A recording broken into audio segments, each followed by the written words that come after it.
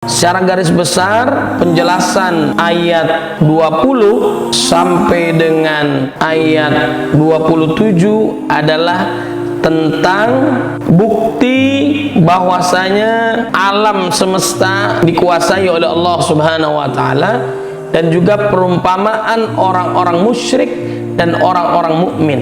Amman hadzal ladzi huwa jundul lakum yansurukum min dunir rahman, atau siapakah dia yang menjadi tentara bagimu yang akan menolongmu selain dari Allah yang Maha Pemurah.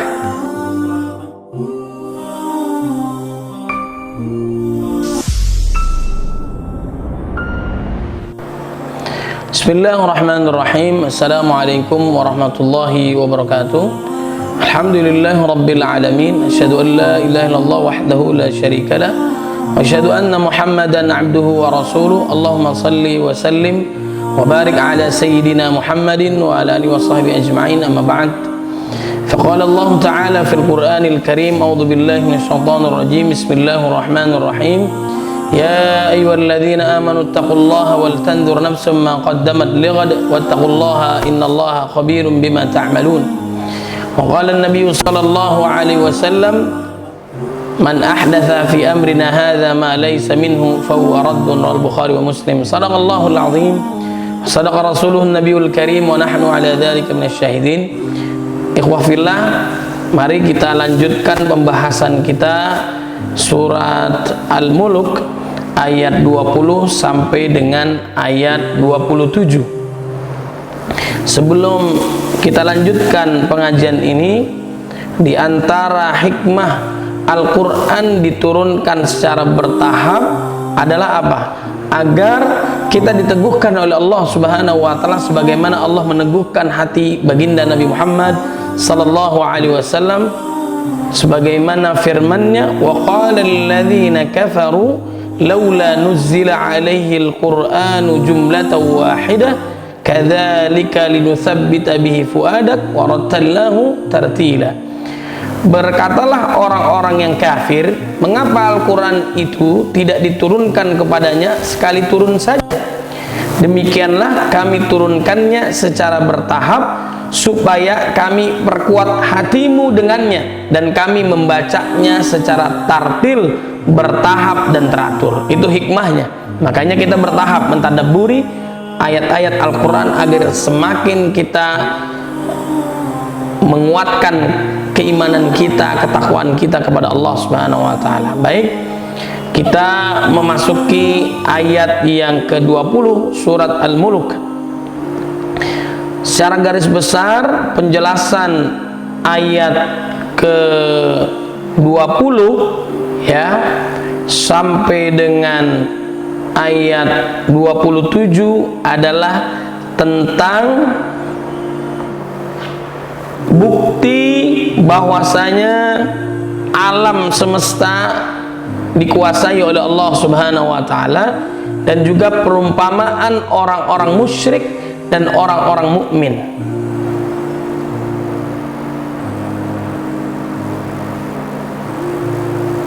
Allah Subhanahu wa taala berfirman kepada orang-orang musyrik yang menyembah Dia bersama dengan yang lainnya, yang mereka mintai pertolongan dan rezekinya, seraya mengingkari keyakinan mereka yang demikian itu, dan memberitahukan kepada mereka bahwa apa yang mereka angan-angankan dari selain Allah itu tidak akan mereka dapatkan. Untuk itu Allah Subhanahu wa taala berfirman ayat 20-nya, amman hadzal ladzi huwa jundul lakum yansurukum min dunir rahman, atau siapakah dia yang menjadi tentara bagimu yang akan menolongmu selain dari Allah yang Maha Pemurah.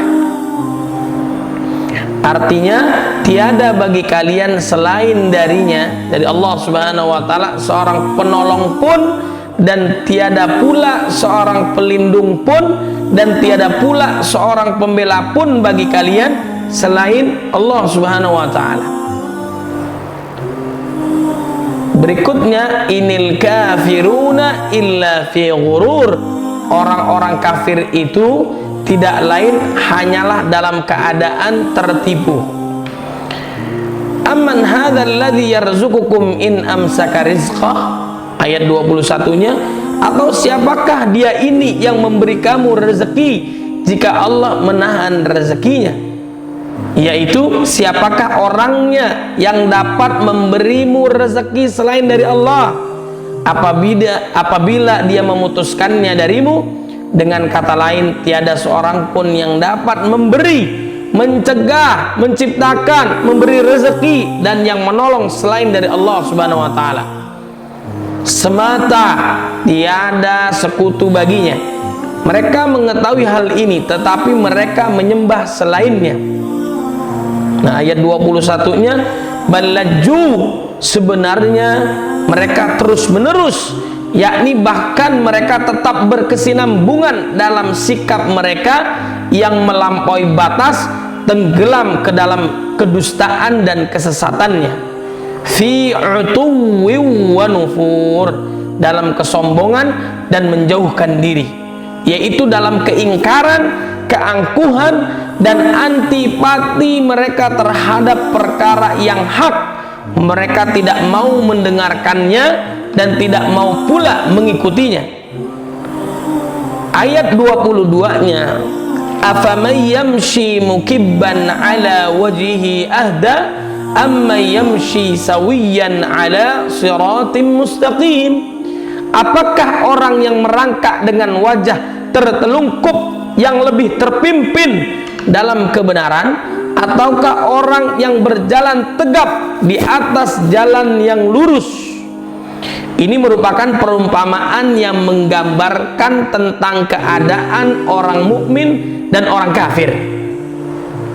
Perumpamaan orang kafir dalam kesesatannya sama dengan seseorang yang berjalan dengan kepala terjungkir ke bawah dalam keadaan tubuh yang terbalik, yakni dia pasti tidak dapat mengetahui kemana jalan yang ditempuhnya dan bagaimana ia harus melangkah maju, bahkan dalam keadaan sesat dan kebingungan.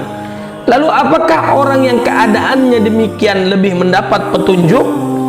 Amma yamshi sawiyya, maksudnya, ataukah orang yang berjalan tegap, yaitu jalan dengan tegap, tidak terjungkal, ala siratim mustaqim, di atas jalan yang lurus, yaitu di jalan yang jelas lagi terang, sedangkan dia sendiri dalam keadaan tegak dan jalan yang ditempuhnya lurus.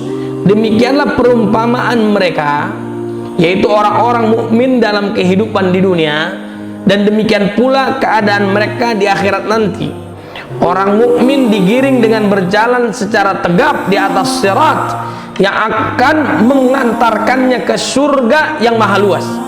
Adapun orang kafir, maka ia digiring dengan terjungkal alias kepala di bawah menuju ke neraka jahanam, sebagaimana yang disebutkan dalam ayat lain melalui firman-Nya surat As-Saffat ayat 22 dan 23. Wahsyurul ladzina zalamu wa azwajahum wa ma kanu ya'buduna min dunillah fahduhum ila siratil jahim.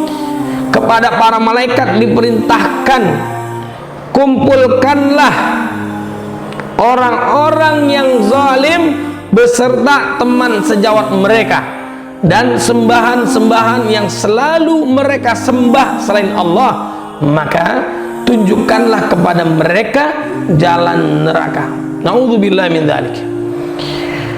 Yang dimaksud dengan istilah azwaj dalam ayat ini ialah orang-orang yang serupa dengan mereka, sebagaimana dalam hadis Nabi Muhammad sallallahu alaihi wasallam, qala al-Imam Ahmad rahimahullah, haddatsana Ibnu Numair, haddatsana Ismail an-Nufai, qala sami'tu Anas bin Malik yaqul, qila ya Rasulullah kaifa yuhsyarun nasu ala wujuhihim, faqala alaysa alladhi amshahum ala arjulihim qadiran ala ayyumshiyahum ala wujuhihim. Imam Ahmad mengatakan, telah menceritakan kepada kami Ibnu Namir, telah menceritakan kepada kami Ismail dari Nafi yang mengatakan bahwa ia pernah mendengar Anas ibnu Malik menceritakan bahwa pernah ditanyakan kepada Rasulullah sallallahu alaihi wasallam, wahai Rasulullah, bagaimanakah ada orang-orang yang digiring dengan muka di bawah? Rasulullah sallallahu alaihi wasallam menjawab, Tuhan yang membuat mereka dapat berjalan dengan kaki mereka, mampu membuat mereka berjalan dengan muka di bawah.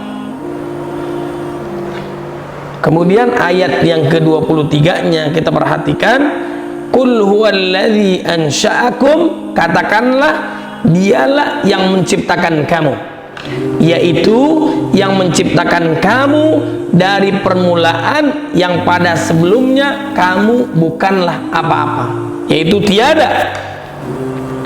Wa ja'ala lakumus sam'a wal absara wal afidah, dan menjadikan pendengaran, penglihatan dan hati bagi kamu. Yang dimaksud dengan absar ialah akal, yang dimaksud dengan afidah ialah pemahaman. Qalilan ma tashkurun, tetapi amat sedikit kamu bersyukur, yakni sedikit sekali kamu gunakan kemampuan dan kekuatan yang telah dianugerahkan oleh Allah kepada kalian untuk ketaatan kepadanya dan untuk mengerjakan perintah-perintahnya serta menjauhi larangannya. Qul huwallazi dzara'akum fil ard, katakanlah dialah yang menjadikan kamu berkembang biak di muka bumi. Ayat 24-nya, yaitu menyebarkan dan mengembangbiakkan kalian di berbagai kawasan muka bumi dengan berbagai macam bahasa, dialek, warna kulit, perhiasan, penampilan dan bentuk yang beraneka ragam. Wa ilaihi tuhsyarun, dan hanya kepadanya lah kamu kelak dikumpulkan, yaitu dihimpunkan sesudah kamu bercerai-berai dan terpisah-pisah. Dia akan mengumpulkan kamu kembali sebagaimana dia telah mencerai-beraikan kamu, dan dia mengembalikan kamu menjadi hidup kembali sebagaimana dia menciptakan kamu pada yang pertama kali. Kemudian Allah Subhanahu wa taala menceritakan sikap orang-orang kafir yang ingkar terhadap adanya hari berbangkit dan menganggap mustahil kejadiannya. Ayat 25-nya, wa yaquluna mata hadzal wa'du in kuntum shadiqin, dan mereka berkata, kapankah datangnya ancaman itu jika kamu adalah orang-orang yang benar? Artinya, bilakah terjadinya apa yang engkau beritakan kepada kami, bahwa Allah akan menghimpun kami kembali sesudah kami bercerai-berai. Ayat 26-nya, Qul innamal ilmu indallah, katakanlah sungguhnya ilmu, yaitu tentang hari kiamat itu hanya pada sisi Allah, yaitu tiada seorang pun yang mengetahui waktunya dengan tepat selain dari Allah Subhanahu wa taala, tetapi dia memerintahkan kepadaku untuk memberitahukan kepada kalian bahwa hari kiamat itu pasti akan terjadi, maka berhati-hatilah kalian terhadapnya.